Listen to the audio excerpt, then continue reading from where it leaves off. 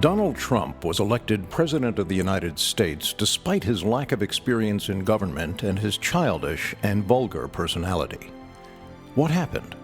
Why did the most powerful and sophisticated country in the world turn to a man like this for leadership? Actually, the seeds of Trump's victory were planted more than 50 years ago when this nation lost the intelligent leadership of John F. Kennedy. If this seems unlikely, consider the following. John Kennedy was a scholar, a student of history. His obsession with learning about government began in his childhood and ended the day he died. More completely than the presidents who came after him, he understood that the Founding Fathers had given this country the most effective system of government ever devised by man, a republic based on democratic principles. Equally as important, he understood that this system will work only if the people participate in government. This means they must learn about the important issues of the day. It means they must decide how these issues should be resolved. And it means they must expect political leaders to represent their wishes in the halls of government.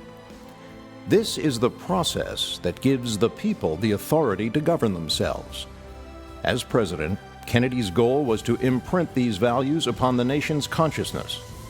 This is why, just minutes into his presidency, he urged the people to ask what they could do for their country.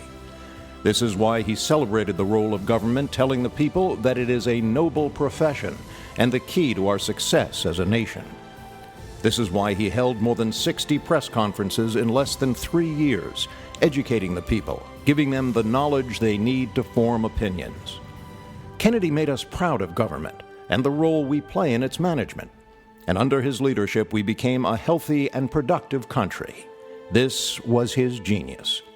But after he was gone, less sophisticated presidents ignored Kennedy's approach to government with disastrous results for the nation. The worst offender was Ronald Reagan. He believed the private sector of the economy should be the most powerful force in America. So he promoted an ideology that diminished the role of government in the eyes of the people while elevating the importance of special interests. For 8 years, Reagan hammered home the message that government is the enemy. He once said, "The best minds are not in government. If any were, business would hire them away." This ideology would have made the Founding Fathers and John Kennedy apoplectic with rage. And slowly, predictably, it brought our remarkable system of government to a halt. Today, we cannot prevent citizens from killing each other with firearms or prepare for climate change because political leaders represent the needs of business rather than the will of the people. This brings us back to Donald Trump. His presidency is the price we paid for ignoring Kennedy's vision of America and allowing Reagan's vision to flourish. He was elected by those who could not participate in the greed Reagan unleashed and those who, as Reagan wanted, blame government for their misery. Like Reagan, Trump does not understand what Kennedy taught us, that participatory democracy, not the rejection of government, is the key to our success as a nation. And like Reagan, he believes that business is more important than government.